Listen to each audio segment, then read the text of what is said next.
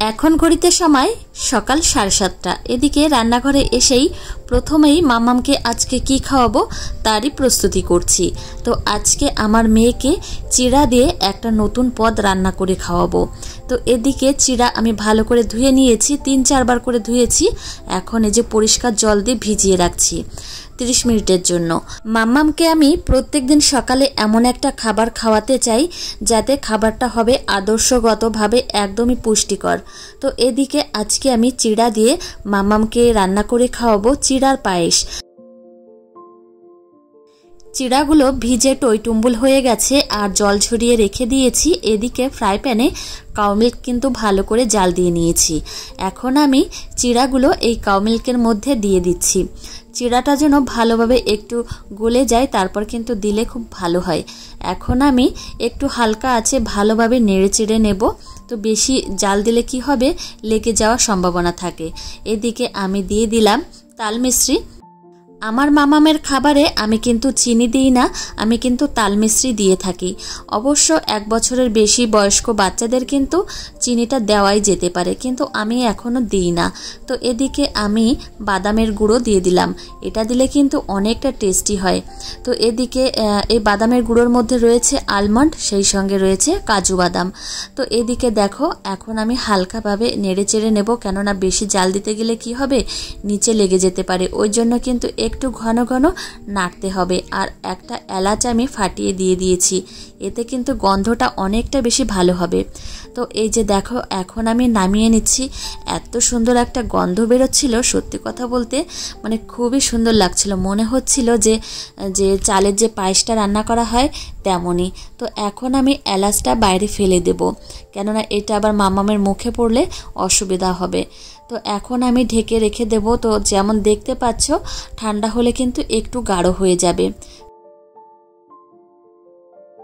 এখন ঘড়িতে সময় সকাল 9:15। আজকে অনেক সকালে আমি স্নান করে নিয়েছি আর সকালে রান্নাবান্না সব কিছুই কিন্তু হয়ে গেছে। এদিকে ঠাকুর পুজো করে নিলাম।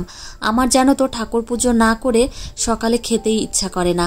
আর এই জায়গাটায় আসলে আমি এত পরিমাণে মানসিক শান্তি পাই, সত্যি কথা বলতে পৃথিবীর কোনো জায়গায় গিয়ে হয়তো পাই না।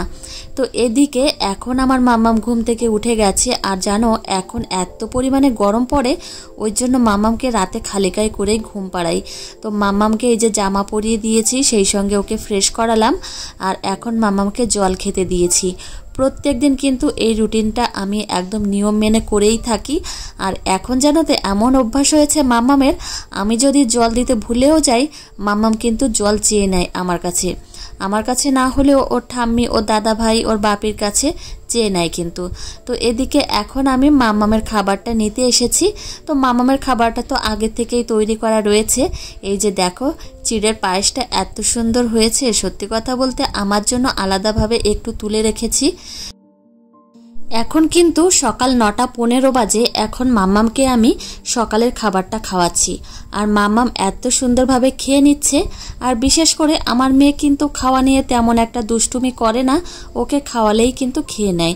তো এদিকে দেখো মাম্মামকে এখন আমি খাইয়ে দিচ্ছি, তারপর কিন্তু আমি খাবো। তো ঠাকুর পুজো সেই সঙ্গে মাম্মামকে খাওয়ানো, তারপরেই কিন্তু আমি খেয়ে থাকি। তো এদিকে মাম্মামকে খাওয়াচ্ছি। আর চলো তোমাদের একটা প্রশ্নের উত্তর দিই। একজন দিদিভাই আমাকে জিজ্ঞাসা করেছিলে যে দিদিভাই তুমি যখন ভিডিও করো তখন ফোনটা কে ধরে দেয় বা ক্যামেরাটা কে করে দেয়। তো দেখো আমি যখন ভিডিও করি আমার ক্যামেরাটা কিন্তু কেউই ধরে দেয় না। আমি কিন্তু মানে আমার ট্রাইপড আছে, সেই ট্রাইপড দিয়ে আমি ভিডিওটা তুলি। তো আর মাঝে সাঝে তোমাদের দাদাভাই আমাকে ভিডিও করার জন্য সাহায্য করে। তোমাদের দাদাভাই সাহায্য না করলে তো হয়ই না। তো সবসময় কিন্তু আমার ট্রাইপড আছে, সেই ট্রাইপড দিয়েই কিন্তু করি। তো এদিকে দেখো মাম্মামকে খাওয়ানো হয়ে গেছে। এখন মাম্মাম জুতো নিয়ে আসছে আমার কাছে, এখন বলবে পরিয়ে দাও। আর ও উঠান দিয়ে একটু হাঁটাচলা করবে প্রত্যেক দিন খাওয়ার পরে, মানে বিশেষ করে সকালের দিকে খাওয়ার পরে কিন্তু উঠানে একটু হাঁটাচলা করে। তো বাচ্চারা কিন্তু খাওয়ার পরে হাঁটাচলা খেলাধুলো করা কিন্তু অনেকটাই জরুরি, কেননা হাঁটাচলা করলে দৌড়াদৌড়ি করলে তাহলে কিন্তু ওদের হজমটাও খুব ভালোভাবে হয় আর হজমে কিন্তু কোনো সমস্যা হয় না। মাম্মামকে সকালের খাবারটা কিন্তু খাওয়ানো হয়ে গেছে, আমি কিন্তু এখনও খাইনি। তো ভাবলাম যে আমার খাবারটা তৈরি করি আর এদিকে মিস্ত্রিদের জন্য চাটা তৈরি করে নিই। তো একটা কাজের মধ্যেই দুটো কাজ হয়ে যাবে। তো ফ্রিজের মধ্যে লুচি বানানোর ময়দাটা ছিল মাখানো, সেটা দিয়েই ভাবছি একটু পরোটা টাইপের করে নিই। তো এদিকে 3টে পরোটা করব, মানে বেশি বড় না, মাঝারি সাইজের। তো এই যে দেখো ভেজে নিচ্ছি, আগে মিস্ত্রিদের জন্য চাটা দিয়ে আসবো, তারপর কিন্তু আমি খাবো। চা নামিয়ে নিয়েছি আর চা নিয়ে চলে এসেছি দোতলায়। আর এদিকে এটা তৈরি হচ্ছে মন্দির। তো এখনকার মন্দিরগুলো কিন্তু এরকমই তৈরি হয়, একটু লম্বা টাইপের। আর যে থাকগুলো রয়েছে ওইখানে কিন্তু ঠাকুর থাকবে, আর মাঝখানে বড় একটা, মানে একটাই ঠাকুর রাখা যাবে। তো যাই হোক, তোমাদের দেখানোর চেষ্টা করলাম। আর এইদিকে আবার দেখো নিচেও চলে এসেছি আর আমার জন্য খাবার নিয়ে নিলাম প্লেটে। আর মামামকে আজকে সকালে চিড়ার যে পায়েসটা তৈরি করেছিলাম সেটা আমার জন্য আলাদাভাবে রেখেছিলাম, সেটা দিয়েই খাবো। তো এদিকে আমার কিন্তু খাওয়া হয়ে গেছে। মাম্মাম প্লেটটা চাইলোর জন্য মামামের কাছে এসেছি। দেখো আমার মাম্মাম আমাকে খাইয়ে দিচ্ছে। সত্যি কথা বলতে মনের মধ্যে এত পরিমাণে আনন্দ হচ্ছিল যে আমার মেয়ে আমাকে দেখো খাইয়ে দিচ্ছে। তো এই জন্যই কিন্তু অনেকটা আনন্দ লাগছিল, আর না চোখের কোণে জল এসে গেছিল যে দেখো আমাকে আমার মেয়ে কি সুন্দর করে খাইয়ে দিচ্ছে। এদিকে মাম্মা মামাকে খাইয়ে দিচ্ছে আর তোমাদের দাদাভাই কিন্তু আমাদের সামনেই বসে রয়েছে। তোমাদের দাদাভাই দেখছে আর আমাকে বলছে দেখো মেয়ে কিন্তু তোমাকে যত্ন করা শিখে গেছে। তো আমি বলছি হ্যাঁ, মাম্মাম কিন্তু আমাকে যত্ন করা শিখে গেছে। আমার যখন শরীর খারাপ হবে, আমি যখন অসুস্থ থাকবো, তখন কিন্তু আমার মাম্মামই বড় হলে আমাকে দেখাশোনা করতে পারবে। তো এদিকে দেখো আমার কিন্তু পেট ভরে গেছে, মাম্মাম অনেক খাইয়েছে আমাকে।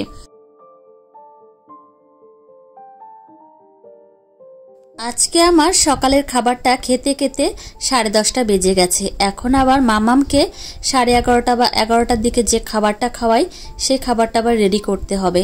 আজকে মামামকে ডিম সিদ্ধ করে খাওয়াবো। তো আজকে ডিম সিদ্ধ করতে এসে একটা কাণ্ড হয়েছে। তো ডিমটা সিদ্ধ করেছি, যখন ডিমের খোসাটা ছাড়াতে গেছি তখন দেখি ডিমটা পচা, আর একটাই দেশি ডিম ছিল। তো যাই হোক, ডিম সিদ্ধ আর খাওয়ালাম না। এদিকে একটা আপেল সিদ্ধ বসিয়ে দিয়েছিলাম, এই যে হয়ে গেছে। এখন আমি চামচ দিয়ে একটু চটকে নেব, তারপর কিন্তু আবার মামামকে খাওয়াবো। আপেল সিদ্ধটা প্রচণ্ডই গরম, হাত দেওয়াই যাচ্ছে না। তো এখন কিন্তু 11টার একটু বেশি বাজে, মামামকে আবার আপেল সিদ্ধ খাওয়াতে চলে এসেছি।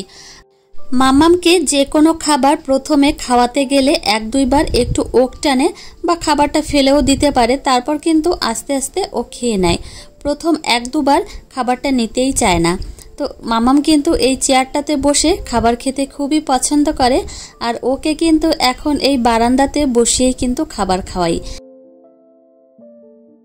আমার মেয়েকে কিন্তু কোনো রকম ফোন, সেই সঙ্গে টিভি দেখিয়ে খাওয়াই না। এইভাবে ওর সঙ্গে কবিতা বলি, গান শোনাই, কথা বলি, তারপর কিন্তু ওকে খাওয়াই। আর কোনো রকম কিন্তু ঘুরিয়ে ফিরিয়ে ওকে খাওয়ানো লাগে না। যেখানে বসিয়ে খাওয়াবো সেখানে বসেই কিন্তু খায়। তো এই অভ্যাসটা কিন্তু আমি একদম ছোট্টবেলা থেকে করিয়েছি। আর যেসব দিদিভাইরা আছো যে তোমাদের বাচ্চারা খুব ছোট, তাদের কিন্তু একদম ছোট্টবেলা থেকেই এই অভ্যাসটা করানোর চেষ্টা করবে, অবশ্যই কিন্তু তোমরা হাতে ফল পাবে। তো তোমাদের দাদাভাই তো আমাকে একদম ছোট্টবেলা থেকেই বলে দিয়েছে মামামকে কিন্তু টিভি ফোন দেখিয়ে খাওয়ানোর অভ্যাসটা করাবে না। তো মামামকে এদিকে রেডি করানো হয়ে গেছে, ওকে এখন আমি ঘুম পাড়াবো, তারপর আবার যাব রান্না করতে। তো ও ঘুমোয়, তারপর কিন্তু দুপুরের রান্নাটা আমি করে থাকি। তো এদিকে মামামকে ঘুম পাড়িয়ে দিয়ে আমি চলে এসেছি রান্নাঘরে রান্না করতে। আজকে মামামকে একটা অন্য ধরনের মাছের ঝোল রান্না করে খাওয়াবো। তো তোমরা দেখতে থাকো, আশা করছি তোমাদের খুব ভালো লাগবে। আজকে সকালবেলায় আমার শ্বশুরমশাই রুই মাছ নিয়ে এসেছিল 1 কেজি ওজনের, আর সেখান থেকে কিন্তু 1 পিস আমি নিয়ে নিয়েছি। অবশ্যই কিন্তু মাছটা একদম জ্যান্ত ছিল, আর মেয়েকে কিন্তু আমি সবসময় চেষ্টা করি জ্যান্ত মাছ খাওয়ানোর। তো এদিকে মাছটা কিন্তু আমি তেমন কড়াভাবে ভাজবো না, একটু হালকাভাবে ভেজেছি দেখো। আর মাছের ঝোল রান্না করতে হলে একটু হালকাভাবে ভাজলেই কিন্তু ভালো লাগে।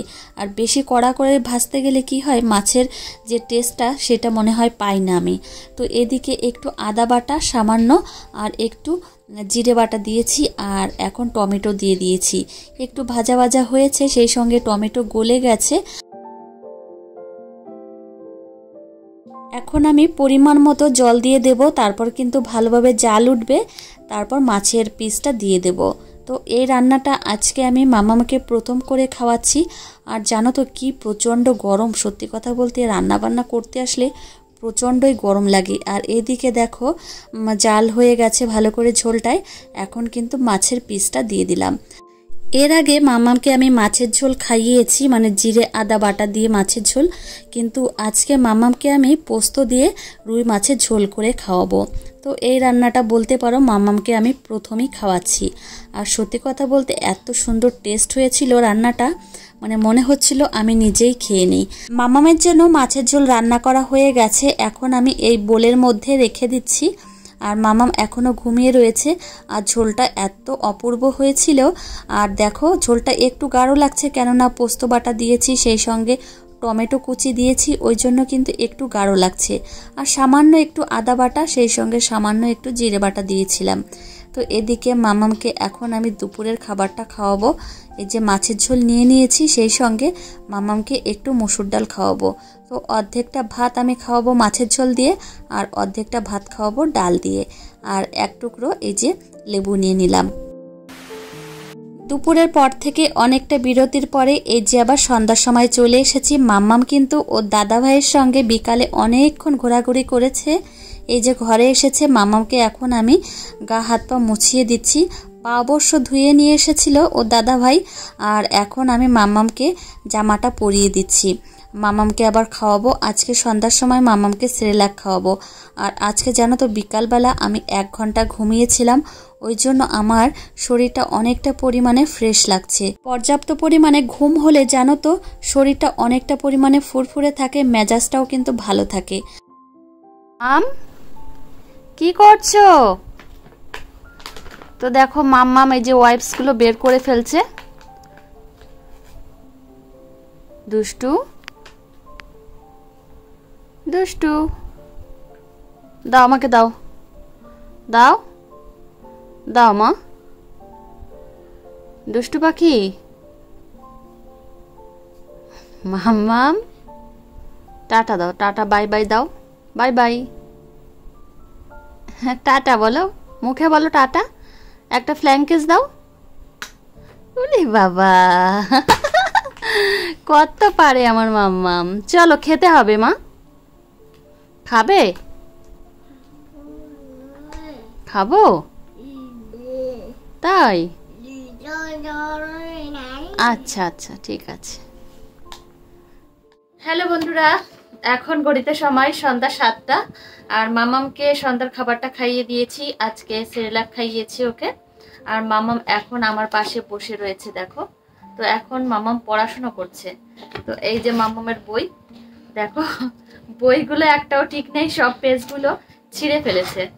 তো যাই হোক, এই যে দেখো মামাম বই পড়ছে। মাম্মাম কি করছো মা? বই পড়ছো?